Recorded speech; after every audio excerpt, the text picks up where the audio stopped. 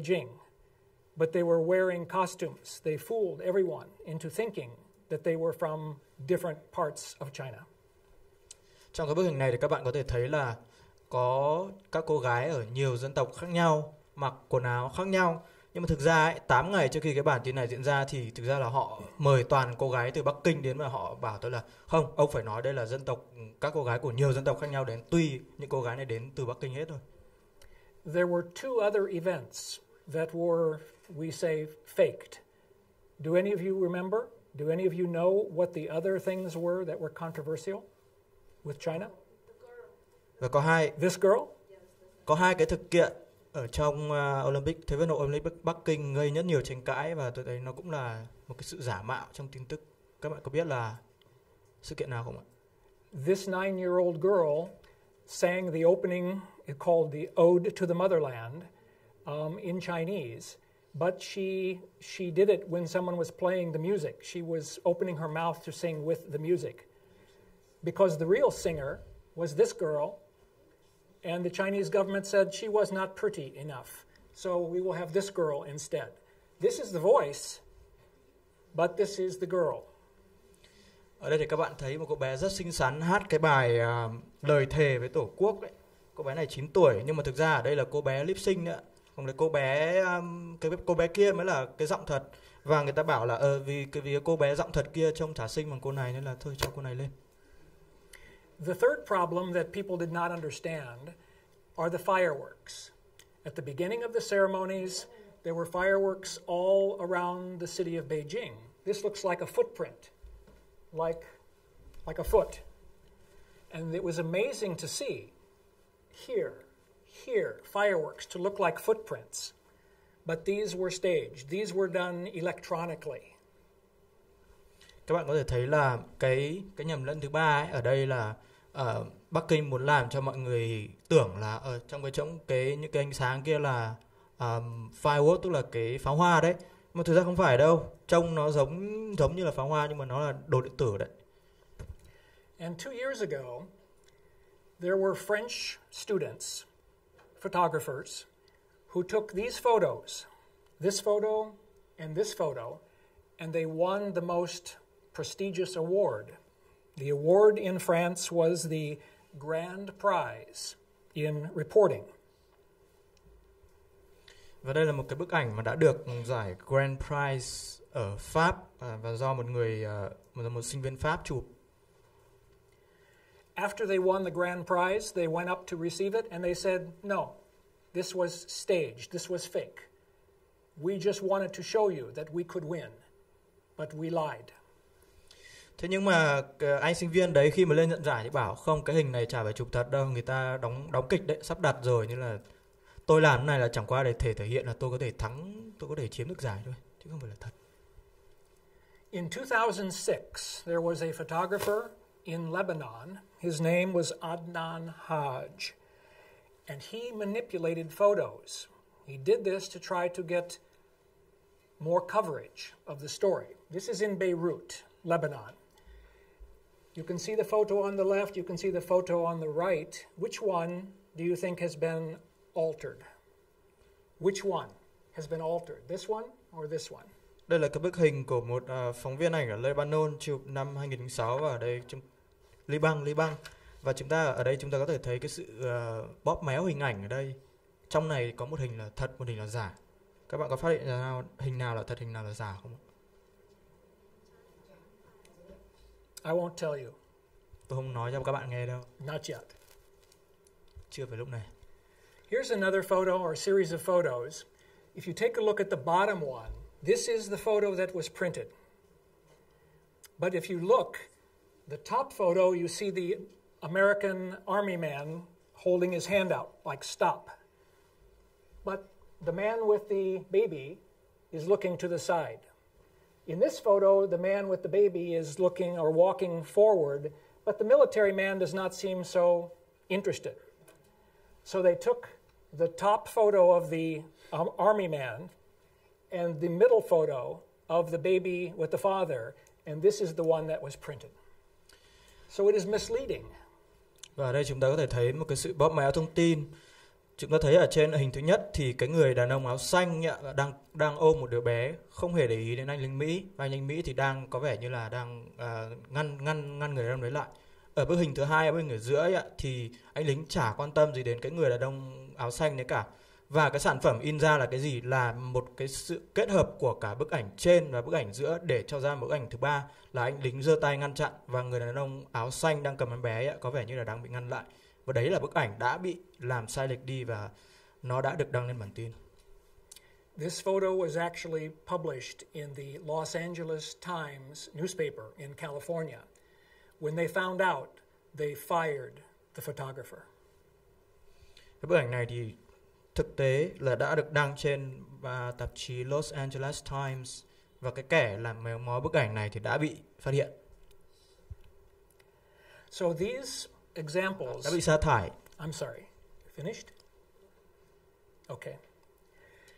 These examples have raised serious questions about ethics and the standards we use in photojournalism as well as video and photography.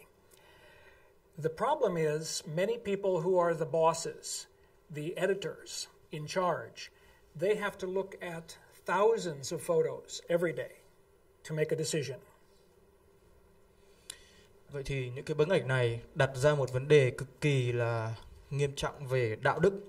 Chúng ta lấy đâu ra chuẩn để gọi là đạo đức báo chí bây giờ?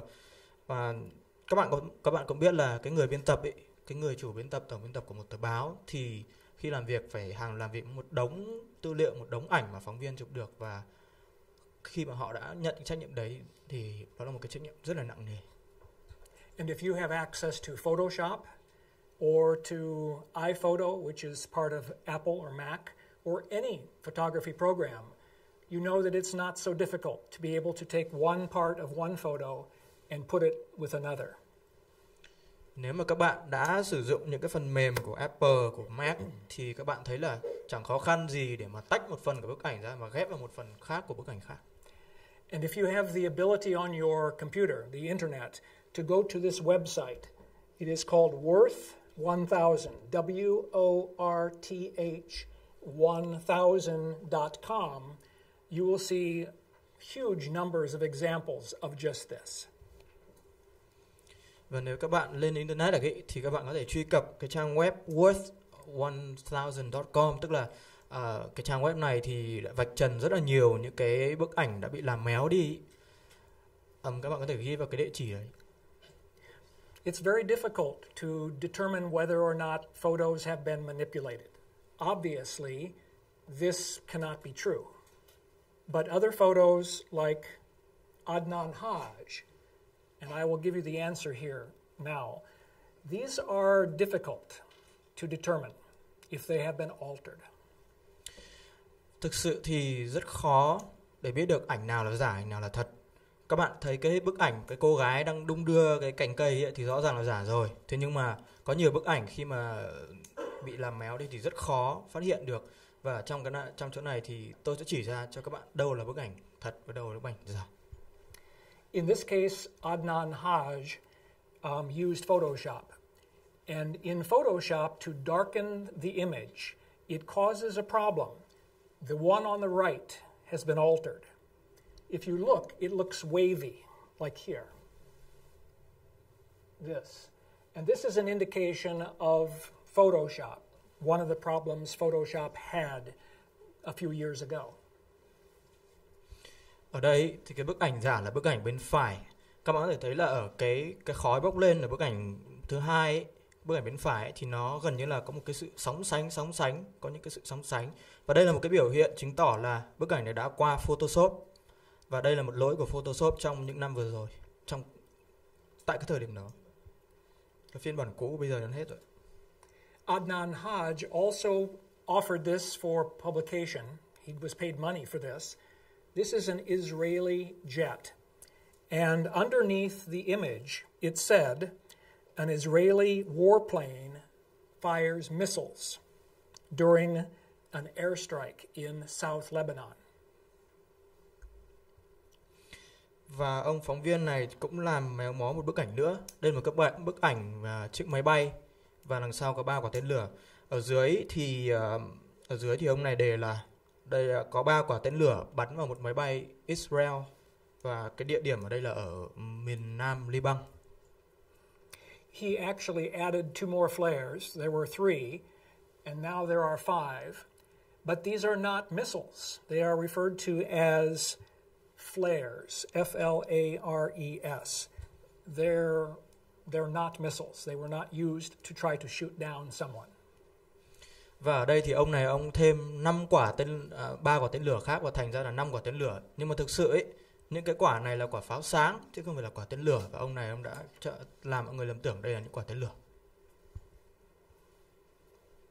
So back to this photo again, if you take a look closely, the reason why Mr. Hodge did this was for political reasons. He tried to make the other side look like they were worse or more evil or bad. Và ở đây thì các bạn có thể thấy là cái ông phóng viên khi mà ông ấy làm giả cái bức ảnh này thì có mục đích chính trị rõ ràng.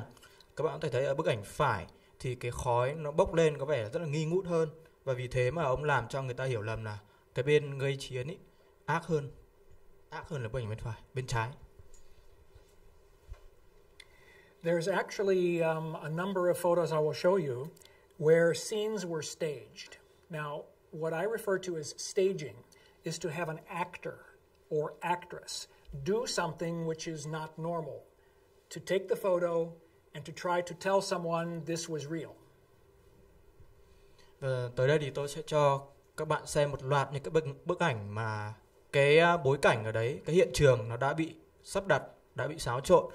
Và điều này cũng có nghĩa là ở đây có những cái diễn viên đóng kịch để làm cho bức ảnh trông như là thật vậy. There are actually 4 categories when we talk about staging or changing events. The first one with Mr. Hodge, back to this one, this is doing something, manipulating in software, like Photoshop or like iPhoto. This is to have an actor or actress. That's the second one. Trong cái nghệ thuật sắp đặt hiện trường ấy thì tôi có chia ra làm 4 loại. Và trước tiên ở đây chúng ta đã thấy 2 loại. Cái loại đầu tiên, cái bức ảnh đầy khói ấy, thì là loại sắp đặt sử dụng phần mềm, những cái phần mềm như là Photoshop, iPhoto. Còn cái bức ảnh thứ hai này là hạng mục diễn viên, tức là họ cho vào đấy những cái người giảng để đóng kịch để làm cho hiện trường có vẻ giống thật. This woman is to be standing in front of her home. Her home is now destroyed. Người phụ nữ này là được sắp đặt là đứng trước ngôi nhà của cô ấy. Ngôi nhà của cô ấy thì tan tành mất rồi. This was published by the New York Times magazine, a very famous magazine. Ảnh này thì đã được New York Times trưng dụng để đăng lên. New York Times các bạn biết là một cái tờ báo rất nổi tiếng trên mạng. Another photo of the same woman. Đây cũng là một người phụ nữ, cũng người phụ nữ đấy. And a third photo of the same woman, but this was sold to another company. Here, she just lost her home, but it is a different home than the first one. Nhưng mà cái bức ảnh ở đây thì có 3 bức ảnh, nhưng mà ở bức ảnh thứ 3 này thì ảnh này được bán cho một công ty khác, cũng người đàn bà đấy, nhưng mà trông bà ấy thì rất là căng thẳng, lo lắng, nhưng mà đây là một cái nhà khác đấy ạ. Cái bức ảnh thứ 2 lại là một nhà khác. Here she is again. Here's another home. Đây lại một nhà nữa, cũng người đàn bà đấy. Now, the next 3 photos were also published in the New York Times on their website. Eventually, the photographer was caught, and they did not pay him, but he had more than 1,000 photos he was selling to many, many different companies. Và đây là một cái bức ảnh làm méo. Thực ra thì cái người chụp ảnh này đã bị bắt quả tang rồi. Thế nhưng mà không ai ngờ là ông đã bán được 1.000 bức ảnh bị bóp méo như này cho các công ty rồi, kiếm lời. Again, this is Israel and Lebanon fighting. Take a look at this man here with this hat. In the next photo, here he is, here. And the pants that he has on are like gray and brown and black, like spots, different splotches here, shorts. Same man. Ở đây các bạn thấy là Yes. Ở đây các bạn có thể thấy là cái người đàn ông mà giáo thư đang chỉ ấy, thì đã được sử dụng để đóng hai bức ảnh. Bức ảnh này là mô tả chiến tranh giữa người Lebanon và người Israel, tức là người Israel và người Palestine ấy. Và ở bức ảnh okay. Thì cái người đàn ông đấy chính là cái người đàn ông đấy mà giáo sư đang chỉ đấy ạ. Chỉ có mặc quần khác đi thôi chứ vẫn là người đấy. And here he is again. Ở đây lại là ông đấy đang nằm đứ đừ đấy. He is acting like he is dead. Ông đang giả vờ như là đang nằm chết. But he is not. Mà thực ra có phải đâu. So this photo looks very strong, very effective. You look at this photo, you think, this is amazing to capture a photo like this. This is staged. This man is not dead. He is also in the other photos. And his friend here is acting for the camera. Trong bức ảnh này thì trông rất là đáng sợ, đúng không? Trông rất là rùng mình và giật gân. Thế nhưng mà thực ra anh này có chết đâu. Và bạn anh ta thì cũng đang đóng giả đấy thôi. So staging or acting, having actors or actresses is the second problem that we run into, or category. The third is when the photographer does something. Not actors or actresses, but the photographer changes something. In this case, the bear. Cái hạng mục thứ hai mà chúng ta vừa chứng kiến đấy là cái cho một người diễn viên vào đóng. Còn cái loại thứ ba mà tôi đang nói ở đây là chính phóng viên ảnh tự sắp đặt hiện trường. Ở đây thì các bạn có thể thấy là cái con gấu bông mà anh ta đưa vào ấy, thực ra ban đầu không có đâu. Mickey Mouse. Một con chuột Mickey. Minnie Mouse. Rất nhiều chuột. The problem. Does anyone see the problem? Có ai thấy vấn đề ở đây là gì không ạ? The problem is they look like they are just from the store. They are not dirty. They are not broken. They are clean. Vấn đề là trông mấy con này còn mới nguyên. Trông rất là sạch. Not dirty. Không hề bẩn. Không hề bẩn tí nào cả. So it's obvious in this case that they could not be from here. And if you look at the photo, they are very strong because you think, oh, a little child was killed. Thế mà các bạn nhìn vào các bức ảnh này thì thấy rất là choáng. Các bạn nghĩ là hình như là có một cô bé con nào đấy vừa bị thiệt mạng. And the fourth problem is when we write something which is misleading. So under the photo or in video, we describe something that is not true. That's the fourth category. Cái loại bóp mèo thứ tư là cái phần chú thích ấy, chúng ta ghi một cái gì đấy mà sai sự thật.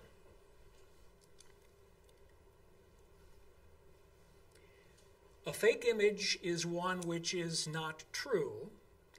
And in this case, we have a famous model. This is what she looks like today.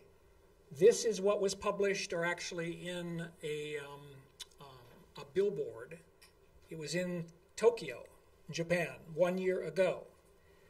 This model did not know that they had made her look younger. They had made her look thin. And she told them that they must take this immediately, take it away immediately when she found out. Ở đây thì các bạn có thể thấy một sự bóp méo. Đó là trong cái bức ảnh, hai bức ảnh này thì cùng một cô người mẫu thôi. Nhưng mà cái bức ảnh bên phải ấy, thì là cô ấy là thật. Còn bức ảnh bên trái ấy, thì thực ra là người ta đã sửa hình của cô ấy rồi. Và khi cô ấy phát hiện ra bức ảnh này được đăng lên báo thì cô đã rất là phản đối và yêu cầu họ phải dỡ ngay. Trong bức ảnh thứ bên trái thì trông gầy hơn này, trông trẻ hơn này, và nói chung là bắt mắt hơn bức ảnh bên phải. So who is to blame or what is to blame? One thing that is to blame is technology. With technology, it is so easy now with our digital cameras to take an image and to be able to have it instantly put into a computer. Vậy thì ta đổ lỗi cho ai bây giờ? Và theo tôi thì cái lỗi đầu tiên thuộc về công nghệ. Bây giờ có công nghệ rồi thì chúng ta chỉ cần có máy ảnh, chúng ta chỉ cần có máy quay thôi là chúng ta có thể bóp méo một hình ảnh ngay tức khắc. And of course, once it's in the computer, by using a software program, we can manipulate very, very easily. Một cách khác là chúng ta có thể sử dụng máy tính để bóp méo hình ảnh rất dễ dàng.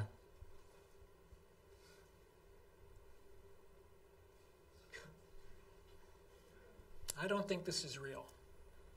Tôi chẳng nghĩ đây là thật. Tin đây là thật. How many of you remember the attacks in New York, September the 11th? Đây là chắc các bạn đều nhớ đến cái vụ 11 tháng 9 nữa ạ. We just had in America the 10th anniversary of September the 11th. It's been 10 years. But a number of photos were taken, video of course. And in fact, I brought a documentary. I don't know if we have time to show a portion of this documentary, but it's called 102 Minutes That Changed the World. It's an amazing documentary shot by everyone who was there to witness it. Và đã 10 năm rồi kể từ khi cái sự kiện đấy xảy ra. Và chúng tôi có cực kỳ nhiều ảnh và phim được làm về cái sự kiện này. Trong đó có một cái mà tôi muốn nói đến là một cái bộ phim dài 102 phút về cái này, và nó tên là Những sự kiện, là một cái thời khắc chuyển giao lịch sử, tức là thời khắc đã làm thay đổi lịch sử. Và đoạn phim này là một chỉnh thể, một sự kết hợp của rất nhiều phim do chính người dân ở bên đấy quay. From the Twin Towers being hit by the airplanes, this photo was published, showing the eyes and face of a devil. Here's it. Whoops. At least I didn't knock everything over. Thank you. Whoops, I lost everything, didn't I? No trouble.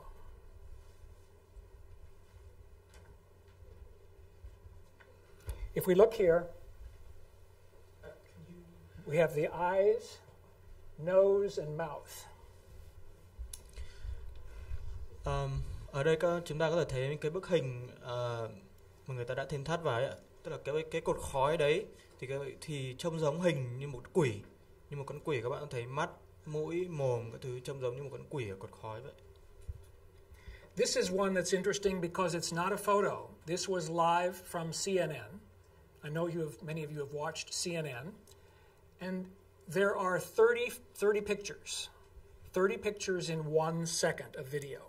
So 30 individual photos. So we are looking at 1/5 of a second. 1/5 of 1 second with 6 photos here. If you take a look here, something starts to emerge here, here, here, here, and then it goes away. So we're only seeing it for about 1/10 of 1 second. 1/10 of 1 second. And here's what it looks like.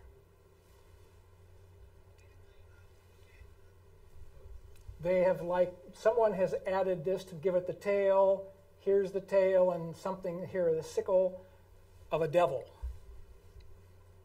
But what's interesting with this video is that this is true. This was captured with a video. The photos, I cannot speak for them. Và đây thì thực ra đây This is 6 separate pictures. This is one of the 6.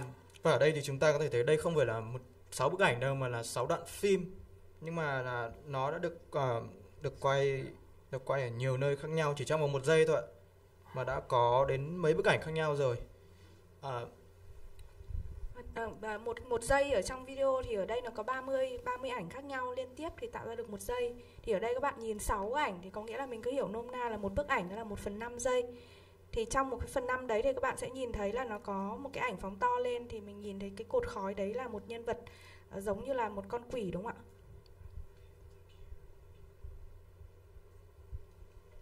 Here's another one.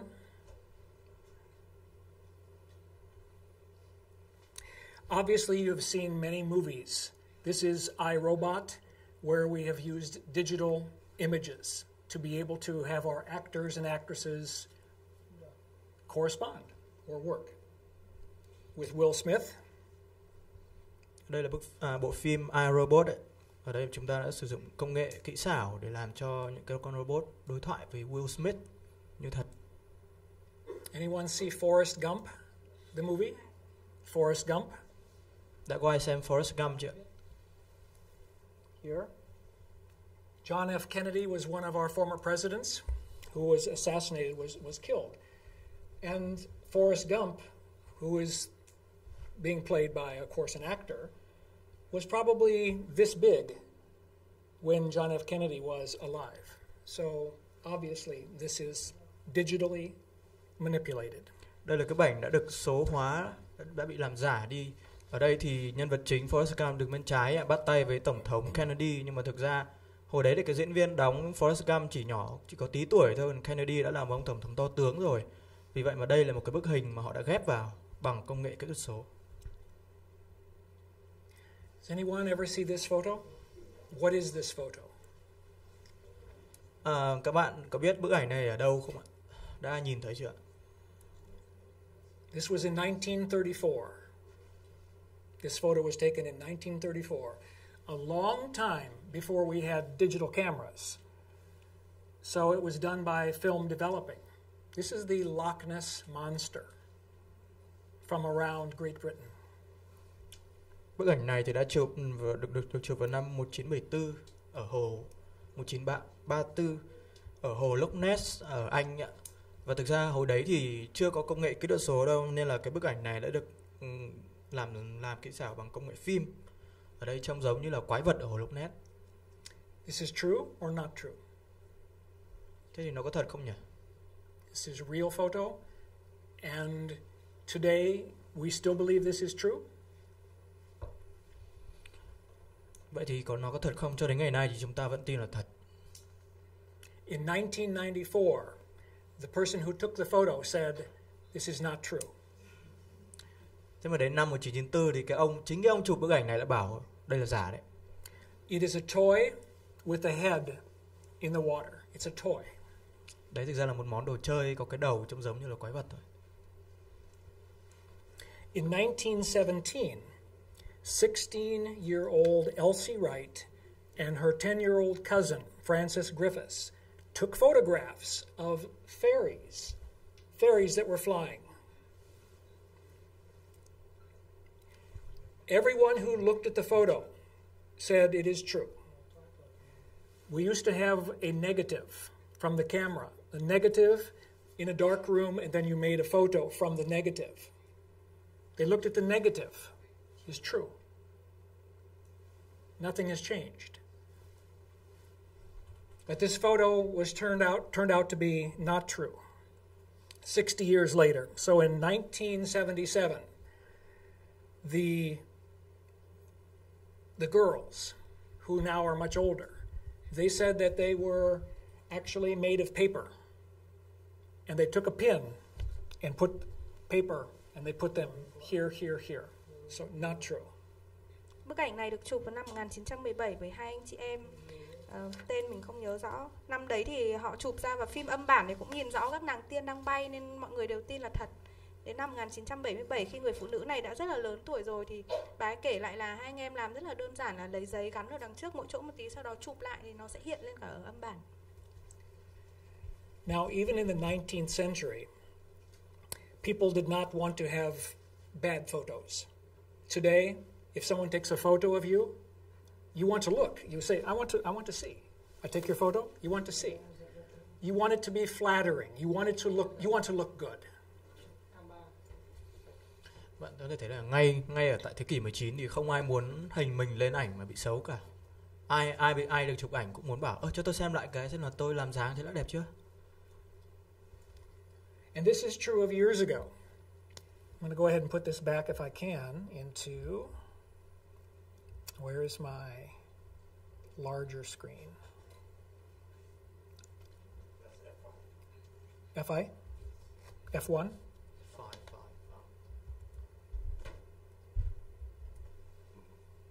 Oh, this one, F5.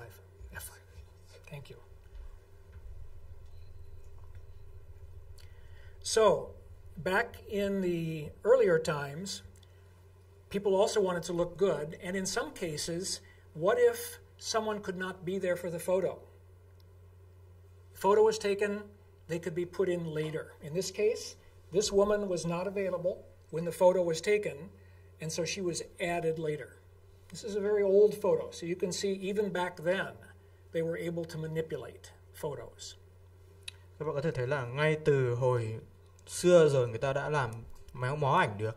Trong cái bức ảnh này thì người phụ nữ chụp trong ảnh mà tôi khoanh tròn đấy, thực ra lúc chụp ảnh không có ở đấy đâu, mà họ đã chụp một bức ảnh sau đấy và ghép vào. Trông thì vẫn rất là đẹp đẽ. In the Chinese government, for example, if there has been someone in government that no longer is favored, they will take that person's photo and remove them.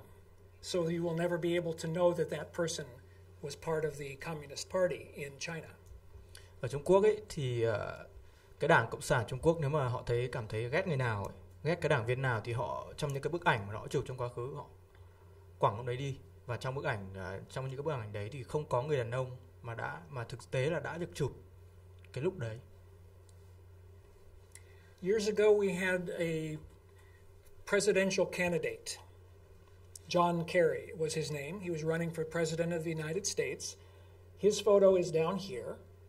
We also have an actress. Her name is Jane Fonda. She's very, very famous in America. Jane Fonda was married to Ted Turner, the founder of CNN. I don't know if they're still married or not. But anyway, Jane Fonda was also very famous, but she was very much against the war in Vietnam. She would publicly speak out against the Vietnamese war and say we shouldn't be there. So she was what is referred to as a protester. Here, someone put the two photos together because they were not together and put them together at a Vietnam anti-war rally. In other words, against the Vietnamese war. Well, John Kerry was not against the war. Jane Fonda was. So when John Kerry was running for president, everyone saw this photo and said he is against the Vietnam War. Và trong bức ảnh này thì sự méo mó ở đây là cái cô gái đã đứng hát ở cái bức ảnh giữa mà bên trên ấy. Cô ấy tên là James Fonda. Cô này thì phản đối chiến tranh Việt Nam cực liệt. Nhưng mà cái người ở dưới là cái ông John Kerry. Ông này lúc đấy là đang tranh cử tổng thống ở Mỹ. Ông này thì thực ra chả chống lại chiến tranh Việt Nam gì cả. Nhưng mà để làm ông này trở nên nổi bật hơn thì người ta đã ghép hai cái bức ảnh này lại và thành ra cái bức ảnh có hai người kia, và làm người ta nhầm tưởng là ông này sắp lên làm tổng thống và ông ấy chống lại chiến tranh Việt Nam, thì chắc là được ủng hộ nhiều lắm đây. This was taken in the 1960s. Đây là bức ảnh được chụp năm 1969 trong một cái buổi hòa nhạc để chống chiến tranh Việt Nam. And even when the photo was taken away and the newspaper said this was fake, it was not true, people remembered this photo. They remembered that John Kerry was at this rally with Jane Fonda, and it never happened. So the image, the photographic image, tends to stay with us. Và sau đấy, kể cả khi cái bức ảnh này đã bị gỡ bỏ rồi vì người ta thấy nó giả tạo, thì cái hình ảnh của ông này đứng trong một cái buổi chống chiến tranh Việt Nam vẫn hằn trong cái tâm trí của người xem ảnh. Ý tôi là cái tác động của ảnh ấy, nó hằn sâu trong tâm trí chúng ta, kể cả khi mà chúng ta đã biết là ảnh này là giả rồi. So the question is, how can we identify a fake image? How can we identify a fake image? Vậy thì câu hỏi đây là làm sao chúng ta nhận dạng một bức ảnh giả ở đây? This is a photo from Moscow, Russia. And it's part of a video. It was a light in the sky, and this was one photo from the video. People today still don't know what this was. But we can't say it is wrong. We can't say it is not true because we can see the video of this. So this was in October of 2009. And even though it is suspicious, it looks like something not true, we don't know. Và cái ở đây là một cái bức ảnh được chụp vào tháng 10 năm 2009 ở Moscow, Nga, bởi một cái nhiếp ảnh gia Nga. Anh này thì đã làm hẳn một cái video ở đây. Thì chúng ta nhìn cái bức ảnh này khó mà đoán được là nó là thật hay là giả. Nhưng mà chúng ta không thể phán xét là cái này là giả được. Tất cả là nghi vấn. You understand UFO? You've heard UFO? Các bạn đã biết đến cái UFO là vật thể bay lạ ngoài hành tinh điện. Some could say this is a UFO, unidentified flying object. But many UFOs, these photos, we can't say they are lies. We cannot say they are not true Because we don't know. They're difficult to determine. They are usually not done within the computer. Usually they are done by someone taking something and taking a photo. So this is the most difficult to try to determine if it is fake or not. Vậy thì cái vấn đề khó khăn nhất khi mà nhận dạng ảnh thật hay là ảnh giả là chúng ta không ở đấy, chúng ta không chụp cái ảnh đấy. Và cái bức ảnh này cũng không được xào nấu gì qua computer, qua máy tính cả. Cho nên là chúng ta khó lòng mà đưa ra một cái phán xét là ảnh này là giả. Mặc dù là có một số người thì phản đối, không cho rằng ảnh này là ảnh UFO. This one is true or not? Thế thì ảnh này có thật không? Worth1000.com, so maybe not. This is Hawaii, the islands of Hawaii. I've never seen snow in Hawaii. It never gets cold like this. So one thing we can look at a photo, and if we question, this does not look real, this cannot be true, that's one of our best ways to determine if something is not accurate. Cái ảnh này thì đăng ở trên cái trang Worth 100 đấy nên chắc là không phải là giả, không phải là thật đâu. Ảnh này thì ở Hawaii và bản thân tôi thì chưa bao giờ nhìn thấy tuyết ở Hawaii cả. Cho nên là một cái cách để chúng ta nhận diện ảnh thật hay không là chúng ta dựa vào kinh nghiệm, cái trải nghiệm bản thân mình ở cái nơi đấy để xem là ảnh này có thật hay không. Now there are ways to determine if there are fake photos. There are devices, there are software programs that can help us look. This chicken looks fairly big. If you can sit here, this is a very large chicken. I think maybe does not look true. But this is called a histogram. A histogram is a record of your photo or the video. How many of you have a smartphone? How many of you have an iPhone? Ở đây có những bạn nào có iPhone? Samsung, Nokia, Samsung, Nokia, hãng nào cũng được. No. These all have the ability to show histogram. They also caused some problems in America recently. These smartphones, iPhones, they will be able to, inside the phone, they will know where you have gone. They will know if you have gone to this street, to this building, to this city. They are captured within your phone. Ở đây thì các bạn có thể thấy một cái gọi là cái histogram ấy, tức là một cái trông như là một cái tiến trình các bạn chụp ảnh ở những cái giải sáng mà các bạn đã chụp. Thì trong những cái thiết bị bây giờ như là ví dụ như là smartphone hay iPhone ấy, thì nó có thể ghi lại cái giải sáng đấy của các bạn, và các bạn chụp ảnh ở đâu, chụp ảnh ngoài đường, chụp ảnh trong nhà các thứ thì nó đều lưu vào bộ nhớ hết. Một cái điểm nữa là con gà trong này thì trông có vẻ hơi bị to so với cái ghế, thì các bạn để ý kỹ. Do you ever see the American Idol? Can you watch American Idol in Vietnam? Famous American program. In China, it's called Supergirl. Superboy, Supergirl. But American Idol, in this case, if you look closely at the eyes, you can see that two of these American Idol hosts have been inserted. They've been put in later. If you take a look, there are two lights.